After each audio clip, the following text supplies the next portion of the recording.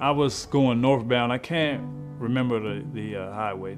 The lady, she was a young lady. She was fresh out of high school, if I'm not mistaken. She just got her license, but she was texting and driving. And she makes a left onto the highway, but she ran a stop sign and she didn't see me.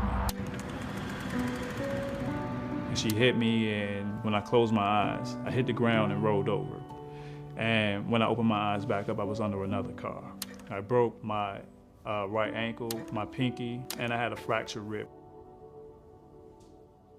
Diamori came in and they were superheroes. By being able to get access to the security footage of a government building, Rust helped out tremendously with getting my deal done with the insurance company and making me a happy camper.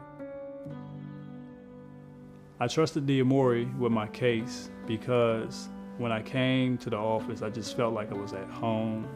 They comfort me, they gave me anything I needed. They go over everything step by step. They just want you, to feel comfortable about the whole situation. And you're just going through pain and you can't get your way, and insurance is just not working with you. They're gonna help you out. They're gonna make you be able to relax and breathe.